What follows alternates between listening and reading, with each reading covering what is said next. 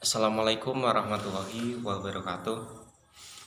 Sebelumnya perkenalkan, nama saya Ikhwan Rafiq, NIM 23070190076 dari Tadris Matematika kelas C. Baiklah, untuk materi yang pertama membahas mengenai faktor yang mempengaruhi hasil belajar. Belajar merupakan sebuah perubahan dalam tingkah laku melalui latihan dan pengalaman, di mana tingkah laku tersebut menyangkut berbagai aspek kepribadian fisik atau psikis, seperti perubahan pengertian berpikir, keterampilan, kebiasaan, sikap, dan lain-lain. Kemudian, apa itu hasil belajar? Yaitu perubahan perilaku yang terjadi setelah mengikuti pembelajaran sesuai dengan tujuan pendidikan dalam domain kognitif, afektif, dan psikomotif. Kemudian dalam belajar ini ada beberapa faktor yang mempengaruhi hasil belajar. Faktor yang pertama yaitu faktor dari internal, yaitu faktor yang berasal dari dalam diri seseorang yang dapat mengaruhi keberhasilan dalam belajar. Dan faktor yang kedua yaitu faktor eksternal, yaitu faktor-faktor yang berasal dari luar diri seseorang. Nah, faktor internal itu kondisi jasmani. Kondisi yang jasmani yang dimaksud di sini meliputi kesehatan fisik yang akan memberikan hasil yang baik. Kemudian panca indera, kesehatan panca indera penglihatan, penciuman, perasa, alat gerak. Nah, kemudian yang faktor eksternalnya bisa saja yang pertama faktor keluarga. Pengaruh keluarga bagi siswa adalah berupa cara orang tua mendidik, relasi antara anggota dengan keluarga, suasana rumah, keadaan ekonomi keluarga, pengertian orang tua, dan latar kebudayaan. Kemudian faktor lingkungan yang meliputi guru, teman sekelas, administrasi. Yang ketiga, faktor lingkungan masyarakat. Lingkungan masyarakat juga merupakan salah satu faktor yang tidak sedikit pengaruhnya terhadap hasil belajar, karena lingkungan alam sekitar sangat besar pengaruhnya terhadap perkembangan pribadi anak. Sebab dalam kehidupan sehari-hari, anak akan lebih banyak bergaul dengan lingkungan di mana anak itu berada. Kemudian faktor non-sosial meliputi lingkungan ilmiah dan faktor instrumental.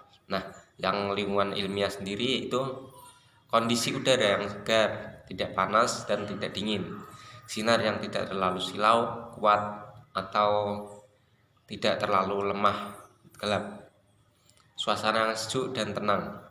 Kemudian faktor instrumentalnya perangkat belajar hardware seperti gedung sekolah, alat-alat belajar, fasilitas belajar, lapangan olahraga. Perangkat belajar software seperti kurikulum sekolah, peraturan-peraturan sekolah.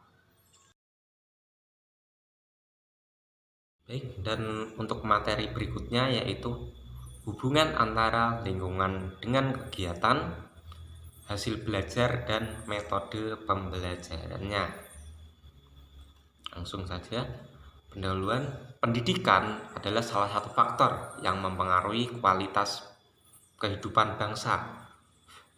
Pendidikan disusun sebagai usaha sadar untuk menciptakan bangsa Indonesia yang mampu mempertahankan keberlangsungan hidupnya dan mengembangkan dirinya secara terus-menerus dari generasi ke generasi. Melalui pendidikan, diharapkan dapat lahir manusia Indonesia yang bertakwa, cerdas, terampil, berkepribadian, dan berkemampuan tinggi. Salah satu wadah pendidikan yang diciptakan untuk mencapai tujuan pendidikan adalah sekolah. Lingkungan belajar yang ada di sekitar siswa, baik di sekolah maupun di rumahnya, di antaranya lingkungan keluarga, lingkungan sekolah, dan lingkungan masyarakat. Keberlangsungan kegiatan pembelajaran satu saling berhubungan antara lingkungan dan dukungan serta metode yang digunakan sehingga mencapai hasil yang maksimal. Lanjut, pengertian lingkungan belajar. Nah, yang tadi belajar, sekarang lingkungan belajar adalah segala sesuatu yang ada di dalam sekitar kita yang mampu mempengaruhi proses dan hasil belajar siswa, baik lingkungan keluarga, lingkungan sekolah, dan lingkungan masyarakat. Lingkungan belajar tersebut harus memperhatikan oleh semua pihak agar prestasi belajar dapat tercapai dengan baik. Nah, kemudian pengaruh lingkungan terhadap hasil pembelajaran. Sini dibagi menjadi 3. Yang pertama, lingkungan keluarga, yang kedua, lingkungan sekolah, dan yang ketiga, lingkungan masyarakat. Lingkungan keluarga. Yang pertama, lingkungan keluarga merupakan lingkungan yang pertama yang dikenal anak hingga sangat berpengaruh terhadap perkembangan anak. Pengawasan dari orang tua juga sangat penting bagi perkembangan anak. Nah, kemudian lingkungan sekolah. Lingkungan sekolah mempengaruhi hasil belajar siswa yang didapat anak dari pihak sekolah seperti interaksi guru, cara guru mengajar di kelas, serta sikap anak terhadap guru dan lingkungan belajarnya. Lingkungan sekolah merupakan tempat bagi siswa untuk mendapat pendidikan secara formal, untuk menciptakan generasi muda yang berkualitas. Dan yang ketiga, lingkungan masyarakat. Lingkungan masyarakat, anak belajar tentang norma, nilai, aturan, dan adat dalam masyarakat. Norma-norma tersebut berpengaruh dalam pembentukan pribadi anak, dalam bersikap dan bertindak. Oleh karena itu, lingkungan masyarakat mempunyai pengaruh terhadap keberhasilan anak dalam belajar. Lanjut, contoh kasusnya. Lingkungan belajar kurang kondusif. Adanya beberapa siswa yang bermasalah dalam keluarga.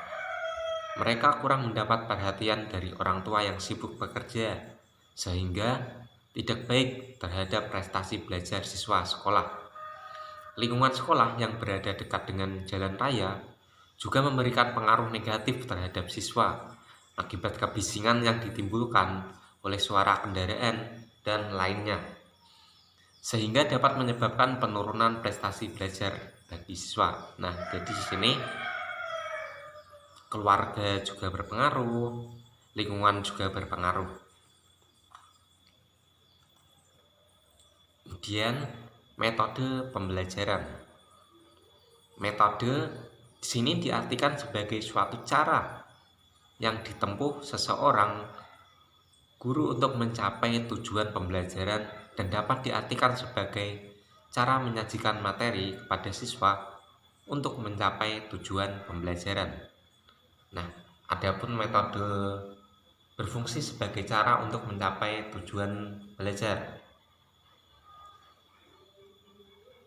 Nah, dalam metode pembelajaran ini juga mempertimbangkan dalam memilih metode. Yang pertama, tujuan yang ingin dicapai dalam proses pembelajaran. Kemudian yang kedua, kemampuan dan latar belakang siswa. Yang ketiga, kemampuan dan latar belakang guru. Yang keempat, keadaan proses belajar yang berlangsung. Dan yang terakhir, alat-alat atau sarana yang tersedia. Nah, kalau yang tadi metode, sekarang hasil belajarnya. Hasil belajar adalah kemampuan-kemampuan yang dimiliki siswa setelah mengalami atau menerima pengalaman belajarnya.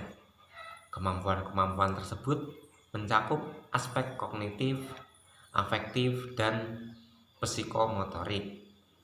Hasil belajar dapat dilihat melalui kegiatan evaluasi yang bertujuan untuk mendapatkan data pembuktian yang akan menunjukkan tingkat kemampuan siswa dalam mencapai tujuan pembelajaran. Nah, di sini ada hubungan lingkungan belajar dengan kegiatan belajar dan hasil belajar. Yang tadi sudah dijelaskan pengertiannya, sekarang hubungannya. Lingkungan belajar adalah segala sesuatu yang ada di alam sekitar kita yang mempengaruhi proses hasil belajar siswa, baik lingkungan keluarga, lingkungan sekolah, dan lingkungan masyarakat.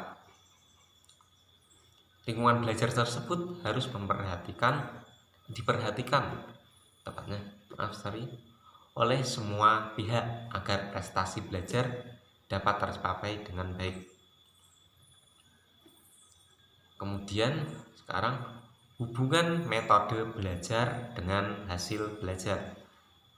Adanya metode pembelajaran yang tepat pada dasarnya bertujuan untuk menciptakan kondisi pembelajaran yang sehingga siswa dapat belajar secara aktif dan menyenangkan. Nah, jika tidak menyenangkan, tentunya akan berdampak positif pada hasil belajar dan prestasi yang optimal.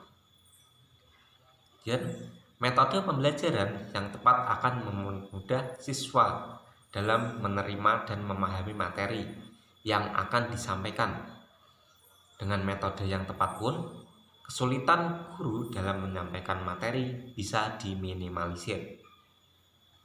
Nah, jadi pemilihan metode di sini juga sangat penting gitu.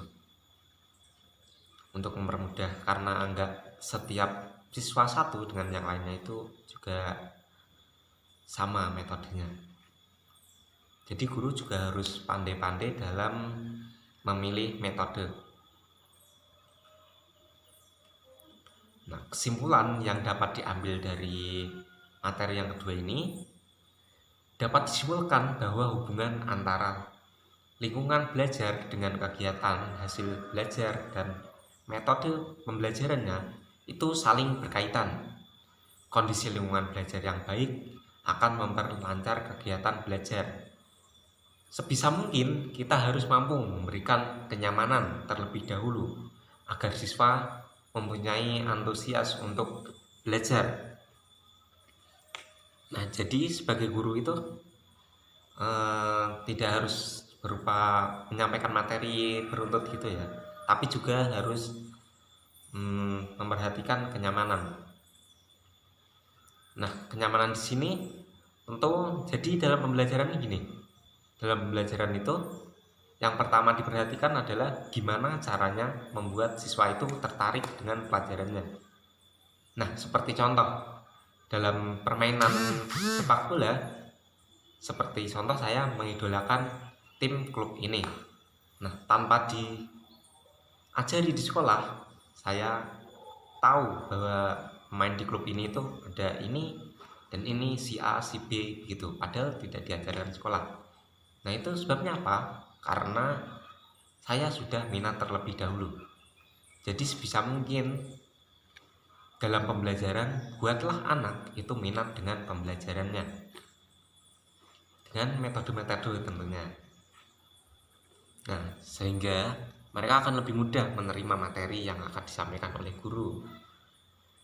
Dengan pemilihan metode pembelajaran yang tepat mendukung siswa untuk lebih mudah memahami apa yang disampaikan oleh guru. Kegiatan belajar dengan menggunakan metode pembelajaran yang efektif dan sesuai, serta lingkungan yang baik. Nah, lingkungan yang baik dan mendukung akan menunjang siswa untuk lebih mudah menangkap apa yang disampaikan oleh guru. Dengan itu akan menghasilkan pencapaian hasil belajar yang baik dan maksimal tentunya. Baik, sekian, terima kasih dari saya. Wassalamualaikum warahmatullahi wabarakatuh.